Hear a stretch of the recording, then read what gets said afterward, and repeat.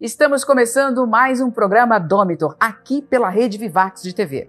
E como eu sempre digo quando a gente abre o programa, esse é um programa voltado para trazer para você ideias, habilidades, competências, tudo o que você pode e deve fazer para ter uma vida profissional mais saudável, mais relacionada com aquilo que faz sentido para você. E você vai ver que não é difícil. Basta a gente querer e buscar a coragem de onde ela vier. Hoje eu estou aqui com uma pessoa muito especial, que é a Juliana Barbosa, a Ju. Vocês vão entender por que eu falo que ela é muito especial.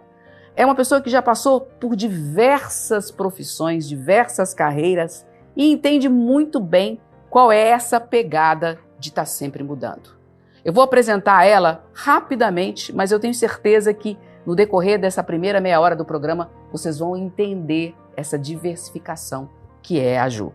Bom, ela nasceu aqui em São Paulo e construiu uma trajetória profissional extremamente diversificada, como eu já falei. Aos 13 anos, olha só, ela iniciou a carreira como jogadora oficial do time juvenil de vôlei de Osasco. Não contente com isso, vocês vão entender essa trajetória, mas aos 20 anos, ou melhor, aos 17 anos, ela começou a carreira como modelo. É isso mesmo. Na agência Ford Models. Nós vamos saber um pouquinho mais sobre isso. E aos 20 ela se consagrou, se consolidou como uma profissional de beleza. Quase 3 décadas depois, ela se tornou uma renomada beauty artist. Olha que chique. É isso. E empresária. Ela é conhecida por sua curiosidade e habilidade como, olha que legal, conversadeira profissional. Ju, bem-vinda. Obrigada por ter aceito o convite. E eu quero dividir muito essa história sua. Obrigada por me convidar. Eu fico muito feliz de contar para você minha história. Eu te admiro muito. Eu conheço um pouco da sua história. Eu adoro todas as mudanças que você fez na sua vida.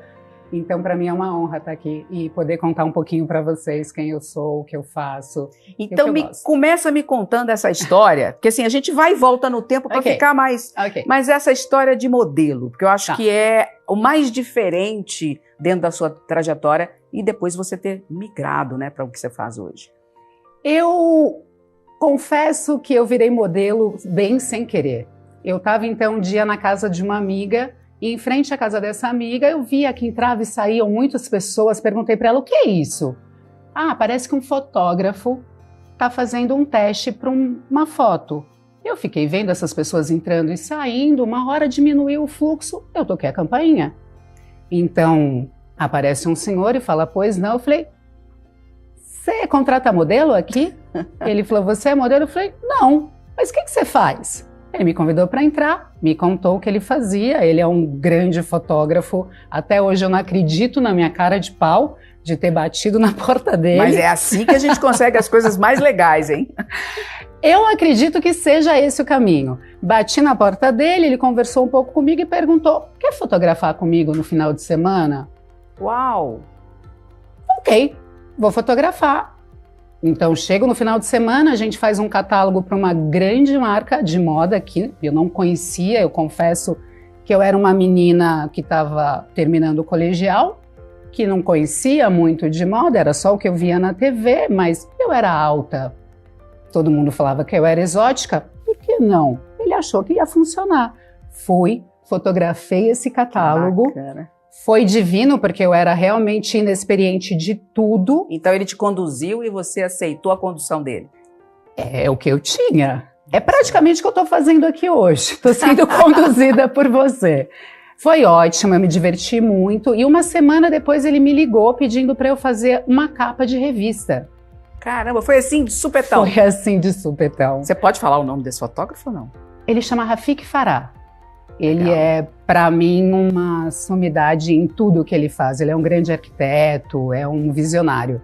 Ele assinava as campanhas de CIA, numa época que eu não sei se vocês conhecem, os anos 90, que foi muito divertido.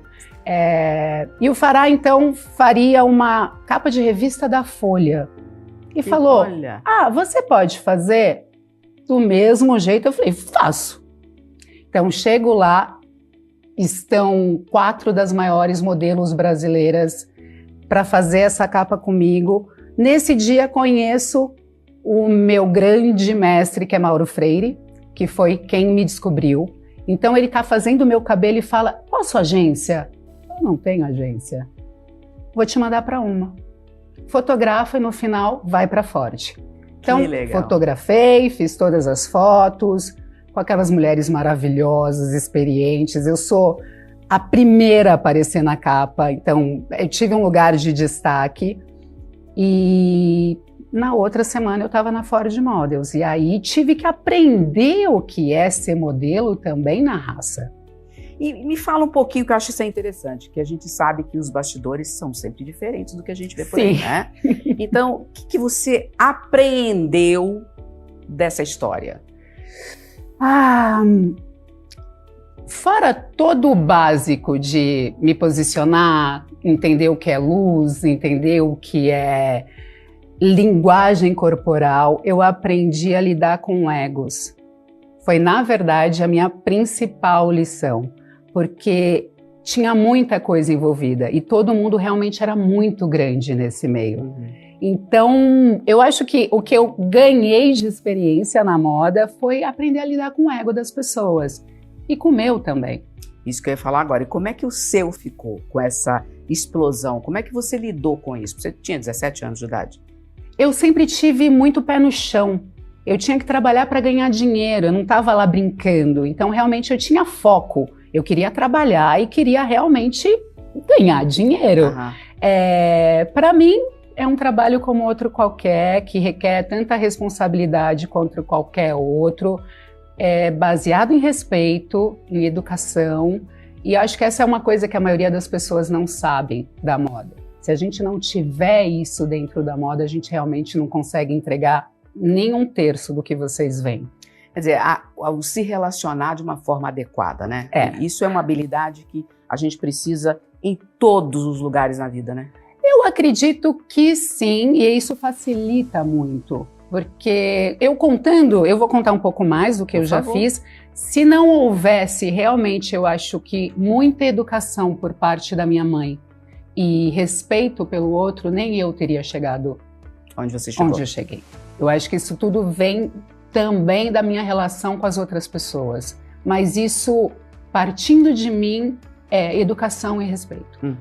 E você ficou quanto tempo sendo modelo, atuando como modelo, vivendo da modelagem? Fiquei 5 anos vivendo como modelo. E isso, na verdade, porque eu só fiquei 5 anos? Com 18 para 19 anos, a minha mãe ficou muito doente. E eu realmente tinha que fazer alguma coisa. Então, não sei se vocês sabem, mas uma modelo faz um trabalho hoje e recebe depois de 30, 40, 60 dias. Isso também dependia muito do que o cliente queria fazer. Eu não podia depender disso, eu precisava de dinheiro para amanhã.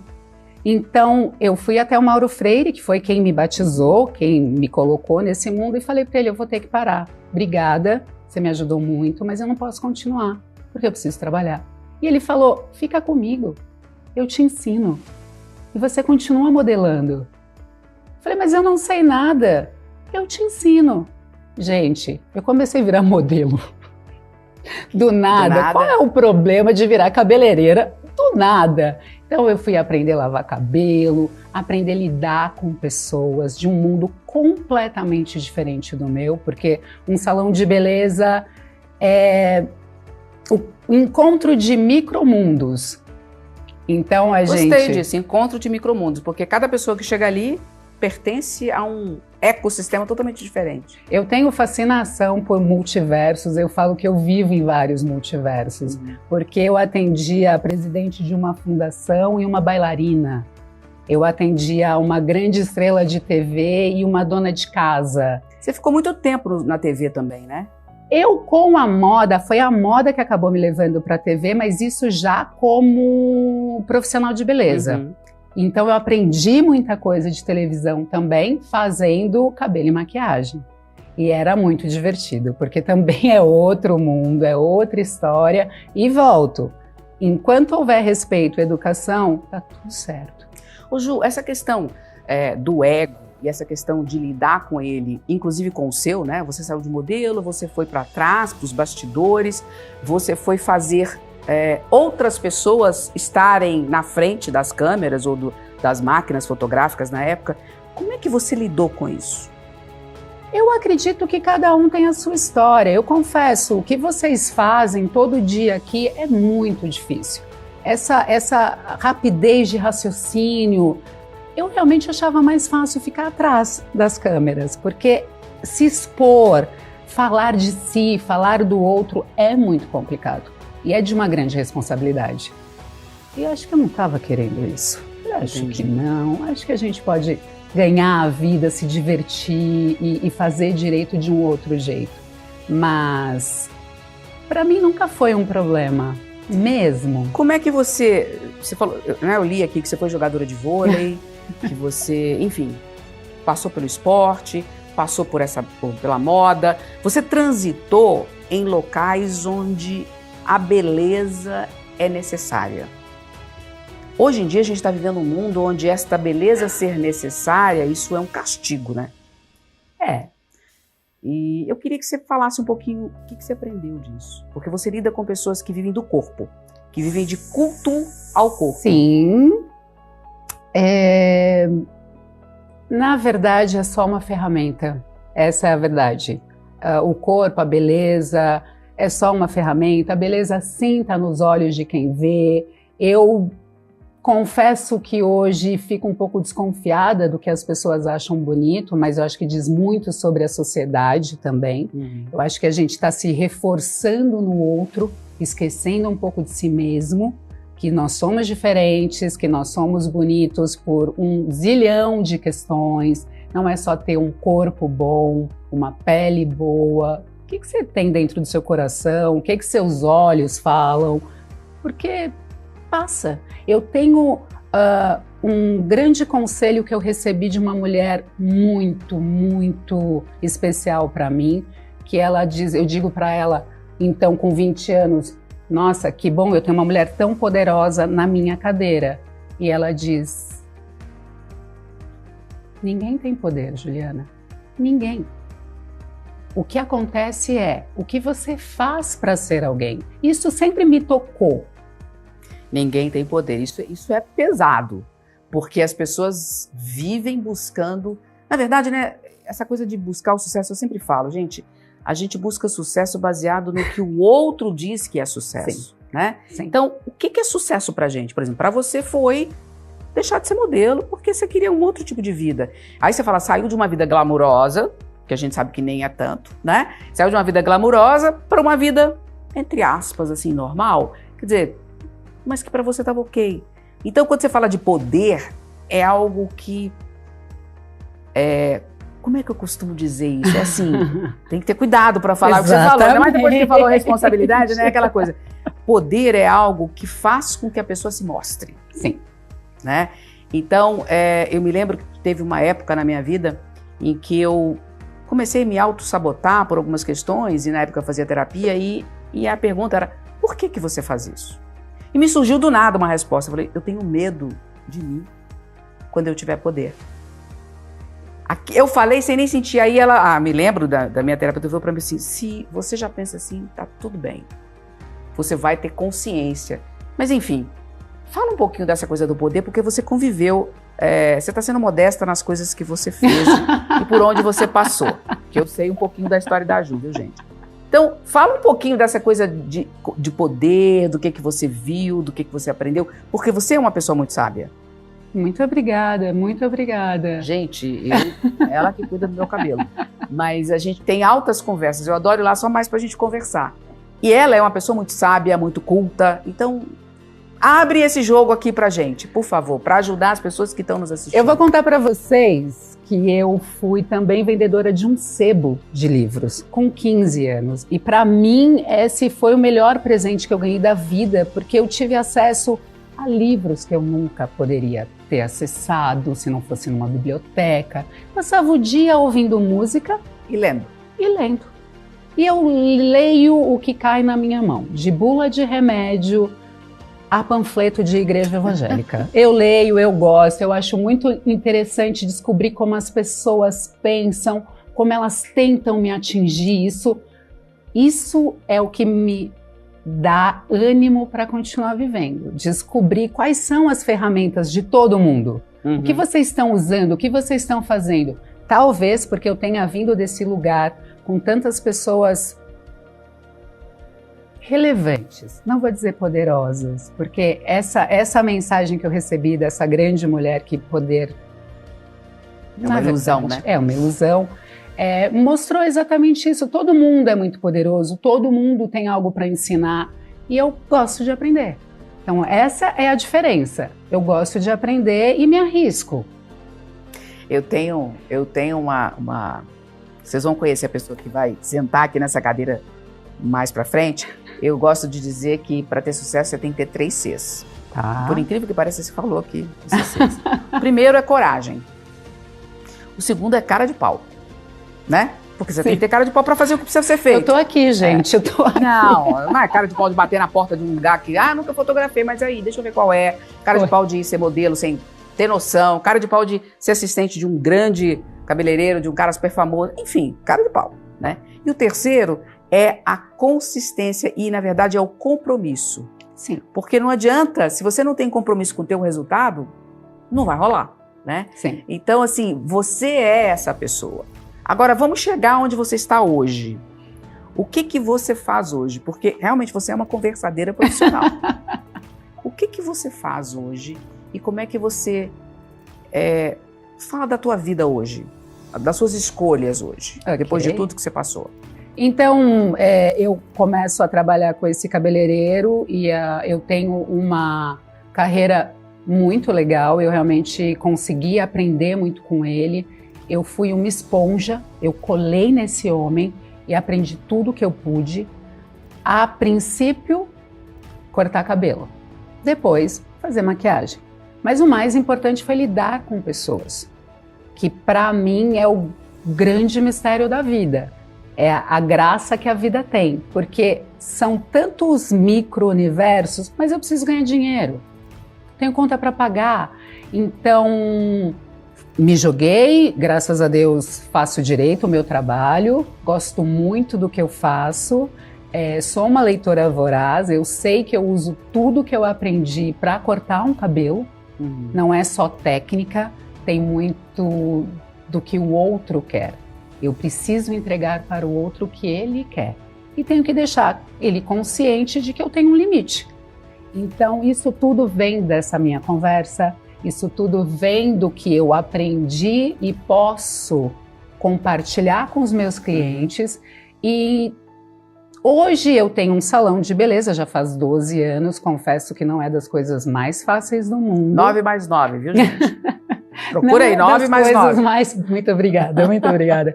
Não é das coisas mais fáceis ser uma empresária de beleza no Brasil.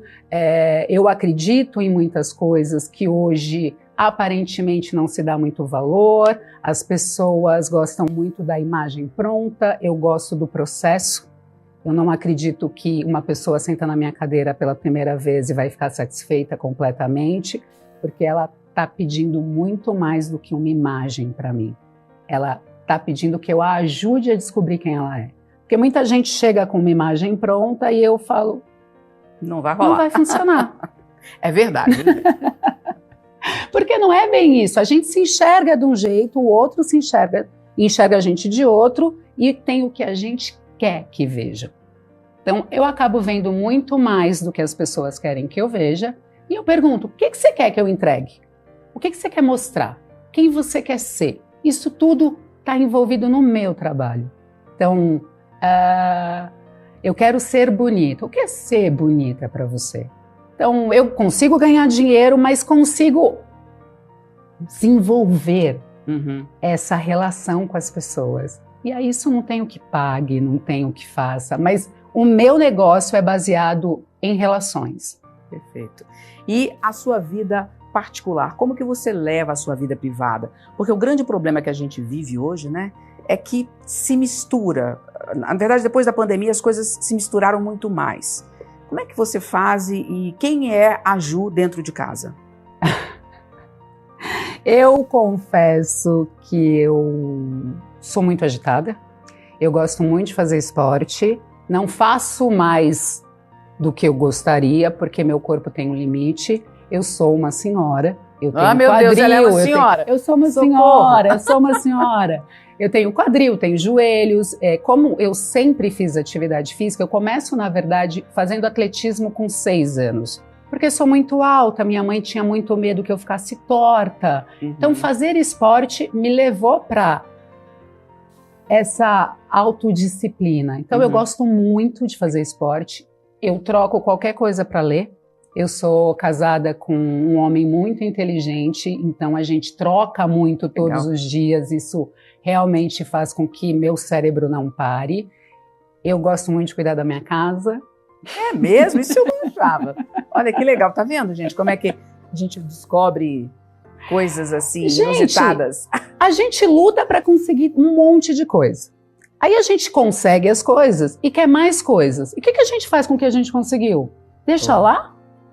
Eu não, eu quero curtir isso tudo, eu quero aproveitar isso tudo, isso faz parte da minha história, fui eu que conquistei isso tudo. Não sou tão sociável quanto pareço, mas sei lidar com pessoas, então me ajuda.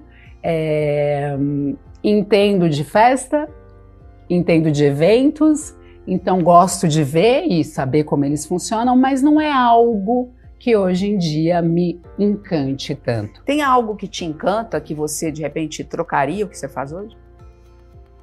Acho Porque tá demorando muito tempo, coisas. né? Acho que, mas eu acho que eu tô num momento de o que eu vou fazer agora. Porque tem muita coisa acontecendo. Eu aprendi demais. Eu gosto muito do multiverso. Explica para as pessoas o que você entende por multiverso. Eu volto a exemplificar com o meu dia a dia. A hora que eu tenho um professor de literatura sentado na minha cadeira e a gente está falando sobre livros e a gente está trocando o que ele entende que pode ser importante para as pessoas, e depois, então, eu tenho um construtor de marinas. Construtor de marinas? Nunca tinha visto. Aqui em São Paulo? Então tá bom. Tem alguns, temos Lógico. alguns. E a gente muda totalmente de conversa em questão de minutos. É um outro multiverso. Quando a gente fala de uma modelo, ela vive naquele mundo e só naquele mundo. Quando eu vou olhar para quem joga tênis, é um universo que eu não conheço. Eu adoro ver jogo de golfe. Eu grito, eu fico entusiasmada. Não sei se você já viu. Já vi, mas gritar, ficar entusiasmada, não gritei, nem fiquei Mas entusiasmada. É um outro multiverso também, é uma outra história. E as pessoas vivem nesse lugar. E tudo vive em torno disso. Só que a gente está no mesmo lugar. A sua realidade é completamente diferente da minha, mas a gente está aqui junto. E o que você pensa em fazer com isso? Não sei ainda. Vamos ver. Eu sempre aproveito as oportunidades que a vida me dá. Ou vai na cara de pau, né? O máximo que eu vou ter é um não. Exatamente. Isso que eu queria que as pessoas que estão nos assistindo entendem, né? O que pode acontecer de pior se você tentar alguma coisa? Não dá certo. Só. Mas e se der certo? Vai, enfrenta. Não é? Então, porque, na verdade, às vezes as pessoas não fazem as coisas com medo. Tá bom. Mas vai dar errado. Tá bom, mas você já parou pra pensar? E se der certo? O quanto vai ser rico pra você, né? O quanto você vai ter vivido algo que você sempre sonhou? Sim. E eu vejo muito você, e eu gosto muito de conversar com você, né? E é engraçado, às vezes eu falo uma palavra, você já vai cutucando essa palavra, já vai atrás. Então, vide a noética, né? Isso aqui é uma piada interna, fica pra próxima.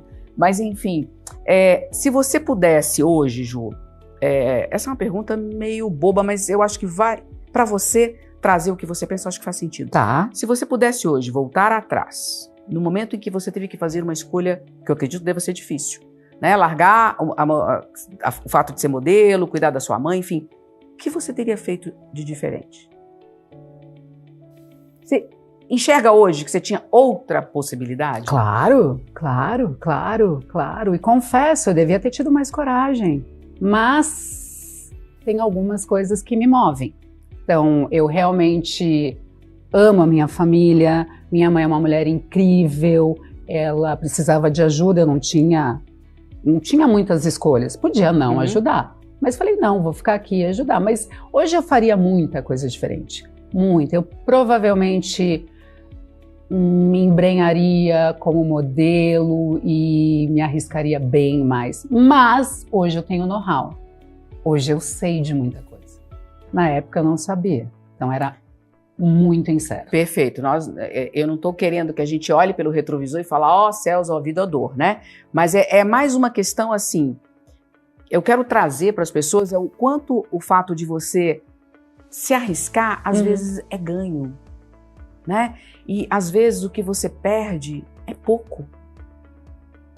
Eu uma vez falei, acho que com o meu irmão, sobre escolhas. E falei para ele, você já pensou o que são escolhas? A única coisa que a gente sabe é o que você vai perder. O que você vai ganhar, você não sabe. Então, eu sou uma curiosa, o que pode acontecer comigo? Eu, sendo educada e respeitosa, poucas coisas vão me afetar. Vai, tenta. Se não der, começa de novo. Eu acho que eu tive tantas experiências porque eu queria saber o que a vida tinha para me dar. E enquanto ela tiver coisas, eu vou querer e eu vou arriscar. E hoje eu tenho muito mais conhecimento, mais fácil até fazer essas escolhas. Interessante, porque você está finalizando a tua fala com hoje eu tenho mais idade, eu tenho mais escolhas, eu sei mais. E as pessoas pensam exatamente o contrário. Hoje eu tenho mais idade, agora vai mais difícil. Enfim, bom, vocês viram que mulher incrível, que mulher sensacional que é a Ju. Ju, a gente chegou no final, infelizmente. Eu queria que você olhasse para a tua câmera e deixasse uma mensagem, algo que você acha importante que as pessoas queiram ou possam usar para a vida delas. Bom, muito obrigada por me receberem. Eu realmente gostaria que vocês lembrassem que não tem limite para nada.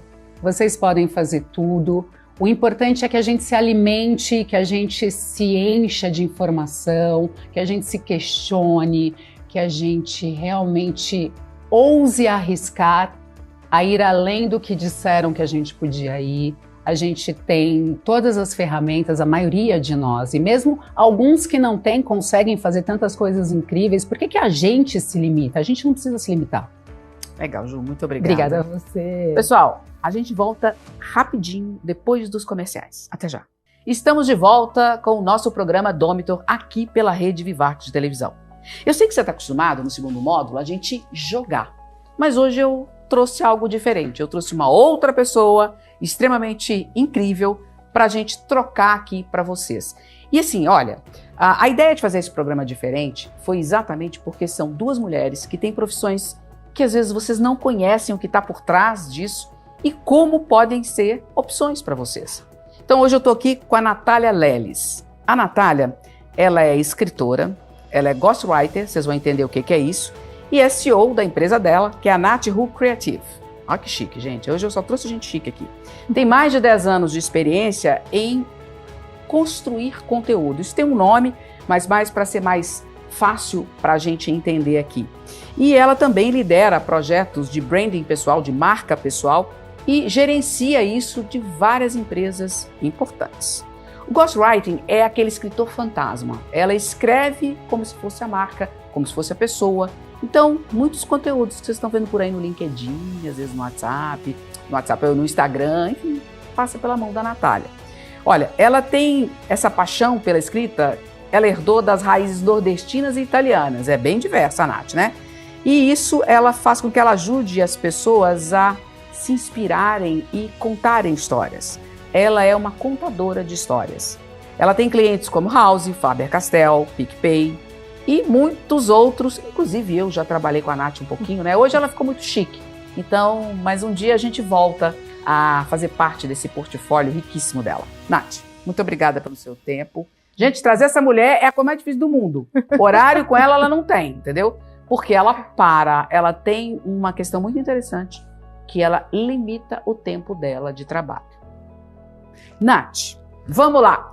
Me conta, eu fiz um texto aqui sobre você, mas eu quero que você se descreva para quem está nos assistindo. Quem é a Natália? Missão difícil, hein? Normalmente se descrever é um pouco complicado. Mas quem é a Natália? O nome da minha empresa é Ru, né? NatRu. Eu lembro que quando eu coloquei o nome, quando eu fiz essa mudança, eu falei que Ru Ken, em inglês, significava muitas possibilidades. A gente normalmente se limita a uma coisa só. Eu sou isso, eu sou aquilo. E esquece que por trás do ghostwriter, do escritora, do storyteller, tem a Natália, que é neta de nordestino italiano, que é filha da Alexandra, que é viciada em café, que não gosta de praticar esporte. Café e amarelo. Café e amarelo. Que não gosta de praticar esporte, mas está tentando. Que gosta de ler. Então, existem muitas camadas por trás desse Ru. Então, eu percebo que quando a gente fala da gente, a gente sempre coloca o trabalho na frente, né? E eu coloquei esse Ru no nome justamente para mudar isso. Fala, que é esse Ru? Não, é muitas possibilidades. A gente é um grande camaleão, né? A gente se molda a cada lugar que a gente passa, cada fase. Muito legal. E você tem uma coisa muito interessante que é a autenticidade, né? Gosto de pensar que sim.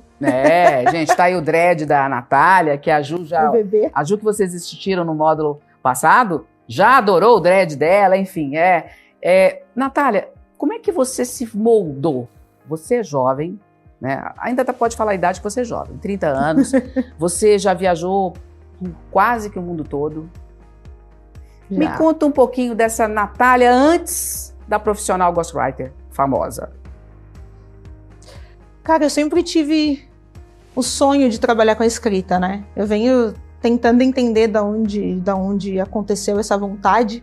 E eu lembro que uma das minhas lembranças favoritas, assim, de infância foi um dia que minha avó, nordestina, no interior de Pernambuco, reuniu todas as crianças na rua de casa, na garagem dela, ela tinha uma doceria, para contar as histórias do sítio que ela morava. E aí ela falava que conheceu o Lampião, Maria Bonita, o Saci, o Curupira. E as crianças ficaram aterrorizadas de ir embora, elas não queriam ir embora, desceram a rua correndo, e eu rindo, que eu achei fascinante. E uma outra lembrança foi a minha avó, por parte de pai, um pouco antes de falecer, ela resolveu abrir o baú e contar todas as histórias antes do meu nascimento. Eu fui a primeira neta por parte de pai, então eu tive um grande privilégio. E ela contou todas as histórias de como que descobriram, como é que foi a reação, do dia do nascimento.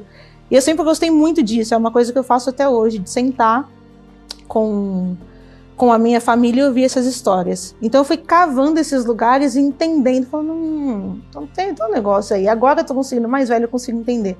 Mas eu sempre tive essa vontade, eu sempre gostei de escrever, eu odiava brincar de boneca, mas eu amava ser professora.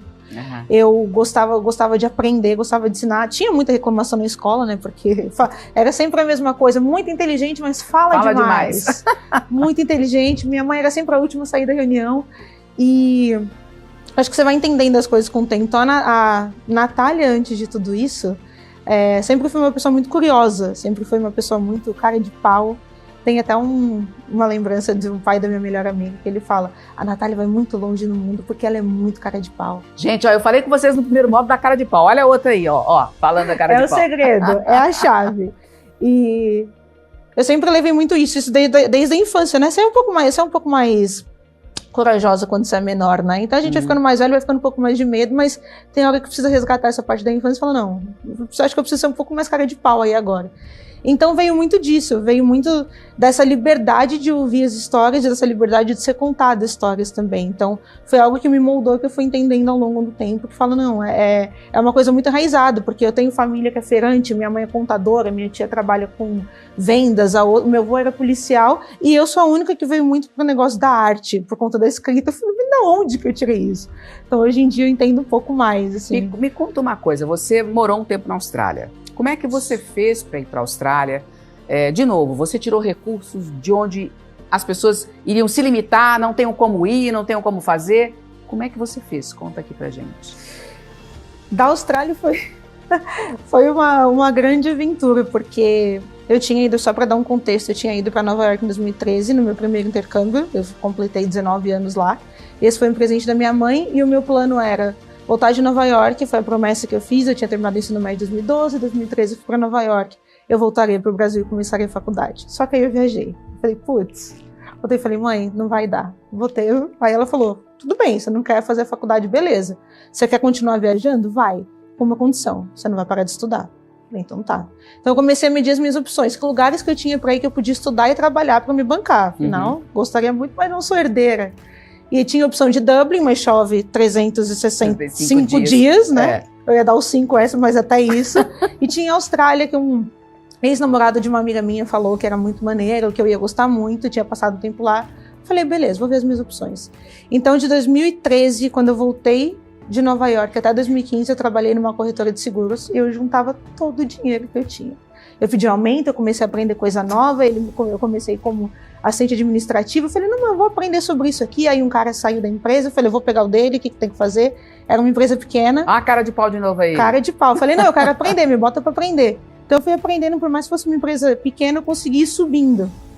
E aí eu falei, tá, é isso, eu juntei meu dinheiro, fiz um acordo para ser demitida, deu certo o acordo, meu chefe queria que eu ficasse, falei, não conte comigo, eu tô indo embora, eu vou embora. E eu fui em novembro de 2015, então eu juntei todo o dinheiro, eu fiquei assim, esses 2 anos saindo, fazendo o meu mínimo, porque eu ganhava um pouco mais que o salário mínimo. Minha mãe me deu a passagem de presente, mas todo o restante do intercâmbio foi para estudar marketing, né, então todo o restante do intercâmbio, que foi ali os seus quase 30 mil, eu paguei com o meu salário. Mas foi aquela coisa, eu olhava e falava, putz, não vai dar, não vai dar, vai dar. Acho que foram poucas vezes que eu falei que eu não ia dar, eu tava muito certa do que eu queria. Então... E como é que foi na Austrália? O que você viveu lá e o que você aprendeu?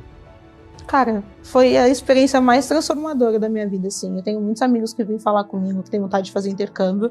Eu falo que eu sou a pessoa suspeita, que eu acho que todo mundo tem que viver. Mas eu aprendi muita coisa, aprendi sobre cultura, aprendi sobre a gente quebrar preconceito, que a gente é muito pequeno, que a gente não sabe de nada, que enquanto a gente tá vivo, a gente tá aprendendo. Eu aprendi que a gente nunca deve usar o termo subemprego, não existe subemprego. Eu era garçonete, eu era barista e eu odiava esse termo, então foi uma coisa que eu voltei pro Brasil muito, não é subemprego, é emprego, assim como qualquer outro.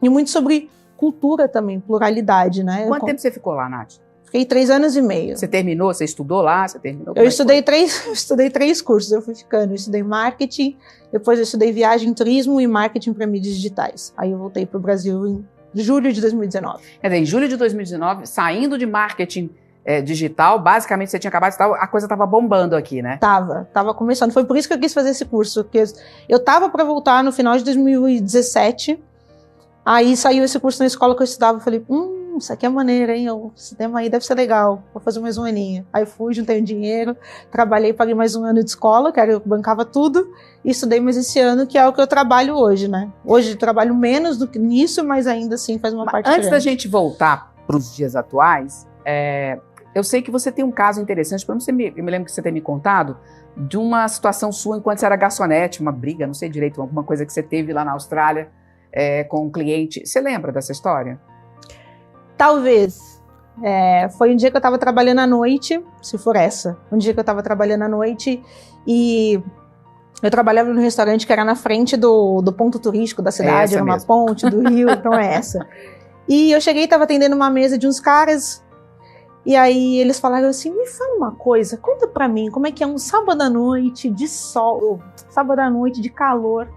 Você tá aqui trabalhando com essa vista, né? Assim, tá todo mundo aqui curtindo e você tá trabalhando. Eu falei, cara, pra mim é normal, porque a vista que você tá pagando pra ter, eu tô recebendo pra ter a mesma vista. No final daqui eu vou sair com o dinheiro que você vai me pagar e vou tomar um drink no bar ali embaixo.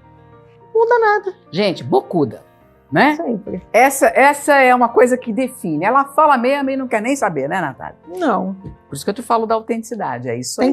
Claro, hoje em dia eu tomo mais cuidado, quando você é mais novo você é um pouco mais bocudo, mas aprendi a... Eu acho que a gente tem que falar as coisas também, a gente não pode deixar as pessoas passarem por cima, assim, independente do lugar onde elas estão de cargo, isso acaba acontecendo muito, passar por cima da gente como se a gente não valesse nada ou como se a gente fosse só aquilo. Era uma coisa que eu falava muito, você é garçonete? Não, eu estou garçonete. Perfeito. E isso bate muito com o que a gente estava conversando com a Ju no primeiro módulo, né? Da gente dar valor à experiência que você está tendo e fazer os outros entenderem que ninguém é limitado a nada, ninguém se resume a nada, né? Não. E isso fique para vocês aí também, porque a gente pode fazer um monte de coisa, aliás, a gente deve fazer um monte de coisa, né? Natália, voltamos para o Brasil 2019. 2019. E aí? E aí, falei, cara, eu quero trabalhar com escrita. Eu estudei muito isso nesse curso que eu fiz, falei, eu quero trabalhar com escrita, é o que eu quero fazer, eu gosto de fazer, acho que chegou a hora, eu preciso tomar coragem. E eu comecei a planejar a minha empresa. Na época, ela ia ser uma empresa voltada para marketing digital, para cafés, pousadas, restaurantes. Tanto é que era cafezinho o nome, né? Tanto que o nome era cafezinho, exatamente. Sempre no coração, tatuado. E Que bom que eu não fiz, né? Porque logo foi a pandemia, eu teria ficado aí, provavelmente sem cliente. Mas nesse meio tempo de volta, enquanto eu planejava, eu arrumei um trabalho trabalhando na parte do marketing de e-commerce de moda básica masculina, na época que estava acabando de ser aberto. Fiquei nesse e-commerce por um tempo, então me deu uma base muito legal para aprender algumas coisas, apesar de eu estar lá sozinha, era só eu e a dona. Explica um pouquinho o que você fazia e o que é esse marketing digital para quem está nos assistindo, porque isso virou assim, algo mas é trabalho, é trampo e muito trampo, né? Exato. Primeiro que não é curso, igual muita gente pensa, que a galera fala é curso ou é coach. Não, não é. Na verdade, o marketing digital é você trazer as estratégias do offline para o online e adaptá-las, né? Então, você fazer toda essa promoção de produtos, de serviços, de campanhas dentro do digital, trazendo muito do orgânico, muito dessa relação que você constrói com o cliente, com essa relação que você constrói com a sua audiência. E eu gosto de pensar que ele é diferente do que as pessoas pensam, marketing digital é Google Ads, Facebook Ads, que são os anúncios. Não, eu acredito que ele começa muito no orgânico e a gente impulsiona isso com a mídia paga, mas precisa existir essa construção da reputação da marca primeiro, dentro do orgânico, essa construção de comunidade, para depois a gente trazer os pagos. Que é para onde você evoluiu bastante, né? Nesses anos, né? É a minha parte favorita, é a parte que eu mais gosto. Eu gosto muito de criar, eu gosto muito de escrever. E quando eu trabalhei nesse e-commerce em 2019, gostava muito do que eu fazia, mas eu fazia muito do operacional do e-commerce também. Estoque, era uma empresa pequena, né? Como eu falei. Então, nesse meio tempo, eu abri a minha empresa e eu lembro que eu consegui as minhas primeiras clientes que ficaram comigo até o ano passado. E eu fazia Instagram, Facebook, LinkedIn, blog, tudo por R$200. E eu falei, eu tô rica, eu tô rica. Mas depois foi progredindo, crescendo. Eu saí dessa empresa em agosto por conta da pandemia, acabou complicando um pouco e foquei 100% na minha empresa. Então foi aí que começou a captação de clientes, estudar sempre mais. Sempre gostei de estudar, né? Mas a gente teve um momento, a Natália trabalhou, eu trabalhei com a Natália também, né? Ela trabalhou comigo, enfim, fizemos aí uma dupla. E depois, em outro negócio que eu chamei a Natália para fazer, enfim, é uma roubada que teve aí, isso aí, uma outra história. A gente também passa por isso, né? A gente também acredita em algumas pessoas ou em algumas coisas e vê que não dá certo. Então, é aquilo que a gente fala sempre. Não deu certo? Um beijo, um abraço, vamos para a próxima. Tá tudo certo. É aprendizado, né? A gente, eu falo que a gente nunca fracassa, a gente sempre aprende. E eu vivi um momento em que você fez uma transição. Eu me lembro que você fez uma mentoria comigo e você ainda não tinha enfiado na escrita, né? Você ainda não fazia seu controle financeiro. E você deu uma guinada, né, Natália? Muito grande. O que foi essa guinada e o que você pode trazer de ensinamento para quem está nos assistindo? Primeiro foi fazer uma coisa que eu gostava muito, né? Eu fazia o trabalho de social media que eu fiz porque estava na moda, estava todo mundo fazendo, foi uma ótima porta de entrada, não me arrependo, mas eu não gostava do que eu fazia. E aí no minuto que eu falei, não, eu quero trabalhar com escrita e eu quero isso. E aí surgiu a minha primeira oportunidade de Ghost em 2021, eu não queria fazer, porque eu era muito egocêntrica, como assim eu vou escrever e ninguém vai saber que fui eu, que absurdo. Mas eu comecei a pegar gosto por fazer, e comecei a me posicionar como ghost. Então a primeira coisa, acho que foi a primeira guinada que eu tive, foi eu não vou mais falar com todo mundo, eu vou falar com um público só, eu vou atender só um tipo de coisa, eu vou fazer um serviço. Vai ser uma única coisa, vai ser difícil no começo, porque você tem que dar o seu nome, você tem que fazer as coisas acontecerem, mas eu vou fazer isso. Aquela coisa quando você foca, expande, né? Então eu sinto que a partir do momento que eu foquei, as coisas expandiram. Então quando eu comecei a trabalhar canais específicos, o LinkedIn, por exemplo, eu deixei um pouco o Instagram de lado, comecei pro LinkedIn, as oportunidades começaram a surgir ali, comecei a falar com CEOs e fundadores de empresa, era esse público que eu queria atender, funcionou. Quando eu comecei a me posicionar como ghost, não, eu não sou mais a redatora freelancer que eu era, não, eu sou ghost. Eu escrevo para você, né? Eu escrevo para você, é isso, eu vou comunicar a sua marca, vou expressar a sua marca pessoal, esse é o meu trabalho. Então acho que a guinada foi isso. Foi perder o medo também, eu tinha muito medo de me colocar num lugar de escritora, porque sempre foi um hobby. Eu sempre demorei tanto para me posicionar como escritora, para me ver como escritora, porque eu tinha medo do hobby acabar me tirando tesão, que era a escrita. E foi muito pelo contrário. Claro que hoje em dia eu escrevo um pouco menos para você, para né? mim, mas me trouxe o tesão de volta, porque eu consigo escrever e contar a história de outras pessoas. Então, como a Ju falou ali, desses multiversos, né? Eu falo que eu consigo navegar por universos diferentes e aprender com cada pessoa que eu passo, como foi com você, como foi com tantas... Até com essa experiência que a gente teve, deu para aprender uma coisa ou outra ali valiosa, né? E o que você falou, não existe fracasso, né? Então, acho que tudo que eu foquei expandiu. E foi aí que deu essa guinada. Eu acho que essa fala sua tem algumas coisas importantes para quem está nos assistindo. Em primeiro lugar, a coragem, evidentemente. Em segundo lugar, a questão do foco em fazer aquilo que você gosta ser rentável. E acreditar, né? A gente precisa dar tempo para... As pessoas hoje querem tudo muito rápido. E isso aqui parece discurso de coach, né? Coitado do coach, é uma profissão extremamente fantástica, que ajuda bastante, que ficou aí, enfim, mal falado. Mas é muito importante a gente ter tempo, ter o processo, porque é o processo que faz com que você tenha sucesso e que você entenda e vá aprendendo e vá melhorando esse processo, né? E você fez isso. Hoje, nós estamos iniciando 2025 e eu te acompanho sempre. Gente, vocês acompanhem a Natália no LinkedIn, porque é incrível o que ela coloca lá. E eu vi de 1 ano e meio para cá uma virada muito grande que você deu. Muito grande, de posicionamento, de segurança, você tá mais segura, né? E ainda virou nômade mesmo, igual você queria. Conta esse pedacinho do nômade aí. Gente, ela passou um tempão viajando na Grécia, não sei mais, a Itália, enfim, conta aí. Foi, teve essa realização do sonho também. Muito da escrita veio desse lugar de eu quero liberdade. Muito do meu criar o meu próprio negócio veio desse lugar de eu quero liberdade. E a liberdade para mim sempre foi um valor muito importante em todas as esferas, assim, né? Sempre foi algo muito forte. E eu voltei para o Brasil com essas coisas de oportunidade de emprego que tinha, mas era sempre até então presencial. Depois ficou híbrido. Aí na época da pandemia, remoto. Falei, não dá. E eu recebo oportunidades até hoje, mas não é algo que eu busco, porque eu finalmente conquistei o que eu sempre quis, que foi essa liberdade geográfica, o nomadismo. Eu passei os últimos 3 meses na Europa, fiz Portugal, Grécia, Espanha, Itália. Esse ano vou de novo. Aê! E sempre que possível. Para onde você vai dessa vez, Natália? Dessa vez eu pretendo fazer Croácia, Malta, Grécia mais uma vez, Holanda. Gente, olha, vamos fazer um parênteses aqui, que a Grécia é um lugar que todo mundo devia conhecer. Todo mundo. Para mim, eu já viajei muito também. A Grécia é surreal. Eu quero ir de novo também. Dessa vez eu quero ir nas Ilhas Não Conhecidas, porque ali é um milagre, ali é incrível, as pessoas são maravilhosas, né? São.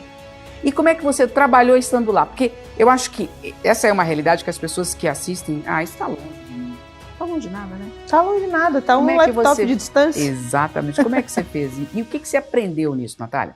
Porque eu lembro que você inclusive trazia os perrengues que você teve na viagem, as coisas, mas o que você aprendeu nesses 3 meses na Europa? Que a gente é muito flexível.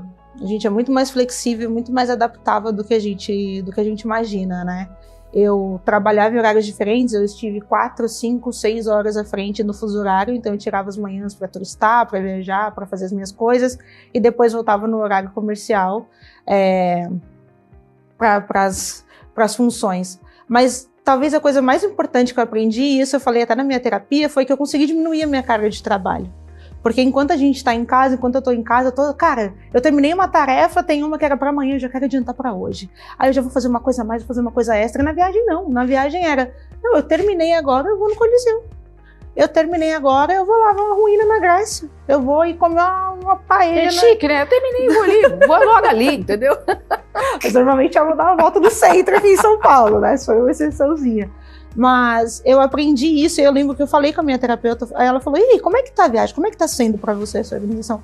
Falei, nossa, eu tô conseguindo produzir super bem e tô fazendo muito menos. Eu tô produzindo o que eu preciso no dia, o que eu tenho que entregar, eu tenho as minhas responsabilidades, mas eu tô conseguindo fazer menos e ter mais tempo livre, que era algo que eu não tava tendo, que tava me gerando muita ansiedade, me levou a um burnout em 2022. Aí ela fez assim, e por que você não leva isso na mala pro Brasil também? Eu falei, é verdade. Então hoje eu trabalho menos, porém melhor, que é aquele livro do essencialismo, né? Então hoje eu trabalho muito menos, porém eu trabalho muito melhor. E acho que essa foi a coisa que a viagem mais me ensinou. Além dessa questão da adaptabilidade, da flexibilidade, foi que nem tudo é trabalho, que a gente não precisa viver só para trabalhar, por mais que a gente goste do que a gente faça, e que tem que existir sim esse equilíbrio, que às vezes é muito... Para muitas pessoas pode parecer muito superestimado. Que equilíbrio nada, eu trabalho 14 horas por dia, tô ótima. Mas não, tem que existir e eu precisei sair de casa, gastar no euro 6,20 para conseguir descobrir isso, mas valeu a pena. Eu costumo dizer, né, você sabe que Na verdade, equilíbrio é uma ilusão, né? A gente balanceia as coisas, né? Porque vai ter momentos de entrega de trabalho que você vai ter que dar um gás maior. Beleza, vai ter momentos em que você não precisa, você pode dar um gás maior na diversão, ou na família, para quem tem família, enfim. E esse balancear e entender que é possível balancear diminui muito a ansiedade. Total. Né? Natália, a gente infelizmente está chegando ao final, ainda temos pouco tempo, mas você é uma pessoa muito nova, mas você é uma pessoa que tem uma cultura muito grande. E uma pessoa que viveu muito apesar da pouca idade. O que você mais aprendeu, o que mais impactou a sua vida do ponto de vista profissional até agora?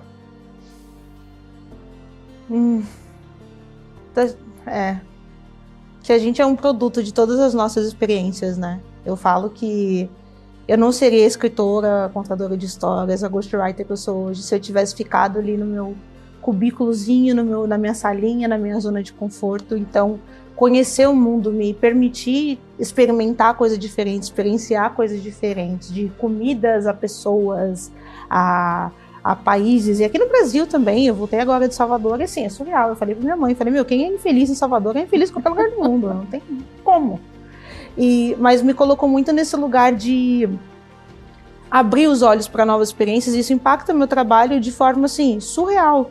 Das referências, das vivências, desse amor de contar histórias. Eu tenho até mudado o meu posicionamento. Antes eu era a pessoa, eu vou criar conteúdo para você. Não, ó. Hoje eu sou a pessoa que eu vou traduzir as suas ideias, experiências em histórias, que vão trazer oportunidades para sua marca. Então acho que o meu maior aprendizado foi esse, que a gente é um produto de tudo que a gente vive, do ambiente que a gente está, da nossa família, dos nossos amigos, dos lugares que a gente visita, das pessoas que a gente se apaixona, se desapaixona. Então eu acredito que é a forma mais bonita da gente evoluir na carreira, evoluir na vida, é se colocando em situações desconfortáveis. E o que a Natália espera da Natália daqui a 10 anos? Essa é difícil. Que a Natália espera da Natália daqui a 10 anos. Eu espero uma família. Eu sempre tive o sonho, apesar dessa liberdade, dessa vontade de viajar e de continuar viajando, mas eu espero muito uma família. Eu espero ainda estar muito satisfeita com a minha carreira.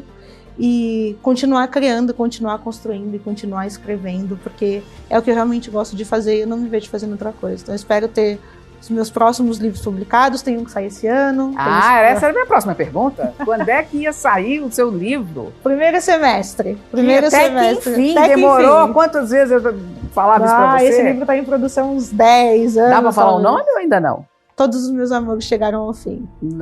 Muito bacana. Quer dizer que nós vamos ter a contadora de história agora pessoal. Pessoal, verdade nua e crua. Opa, e, gente, ó, deve sair por aí, final do ano? Provavelmente julho, antes de eu completar os 31. A minha meta sempre foi lançar o meu primeiro livro antes dos 30, agora ela virou lançar até os 30. Mas já escreveu, já é um bom caminho, Já é um bom caminho, já tá meio caminho andado. Nossa senhora, maravilha. Natália, a gente chegou ao fim, infelizmente. Eu queria, a despeito de tudo que você tem para falar, mas eu queria que você olhasse para sua câmera e deixasse uma mensagem para as pessoas que você acredita que você possa ajudar, né? Dentro de tudo que você aprendeu, dentro de tudo que você viveu, dentro de tudo que você passou, porque tem muito perrengue aí, né? A gente vem aqui contar o que é bom, mas tem uns perrengues aí que a gente não fala. E que também não tem que falar, né? A gente tem que exaltar. Eu sou a favor de exaltar o que é bom, porque se a gente ficar exaltando o que é ruim, pelo amor de Deus, só né? atrai mais ruim, exatamente, né? Eu acredito muito nisso. Então, deixa a tua mensagem final, por favor. Olha, uma brincadeira que eu tenho feito hoje em dia é que estão dizendo que o mundo vai acabar e daí mais uns 25, 30 anos, né? Então toda vez que eu vou tomar alguma decisão, eu falo, mano, a gente só tem 25 mais 30 anos, então vamos viver o que há pra viver. E eu acredito que essa é a mensagem que eu posso deixar. Faz o que você gosta de fazer, vai atrás do que você gosta de fazer. Não existe aquele... quem sou eu pra falar, né? Eu só tenho 30 anos, mas aquele negócio de, é muito tarde pra mudar, é muito tarde pra fazer uma coisa nova, pra eu ir atrás daquela coisa que eu sempre quis fazer, uma coisa que você falou, daquele sonho de criança que tá no fundo da gaveta. Tira ele da gaveta, vai pra cima, não tenha medo. E o mundo tá acabando, né? Estão dizendo aí que você tem mais 25, 30 anos. Então, e a gente só tem essa vida, por mais que eu acredite que a gente existe em outros universos, o que a gente tem consciência desse agora. Então, fazer o que a gente é apaixonado nunca vai ter nenhum tipo de arrependimento da gente fazer isso. Nunca vai ser uma perda de tempo. De pelo menos tentar. E se não der certo, vamos pro próximo. Gente, obrigada, Natália, mais uma vez. Você. E olha, a gente encerra por aqui mais um programa Domitor. E lembrando a você aqui nós estamos à disposição para que você mande sua pergunta, o tema que você quer que a gente traga, porque a ideia é sempre mostrar que a flexibilidade, a adaptabilidade, entender a nossa carreira, a nossa vida profissional como um hub, ou seja, você conecta um monte de coisa para que você seja feliz e para que você tenha todas as suas necessidades atendidas, financeiras, de propósito, de missão, de paixão. A gente dificilmente vai encontrar isso numa coisa só. Então, fique e seja aberto a vida toda. Até o próximo.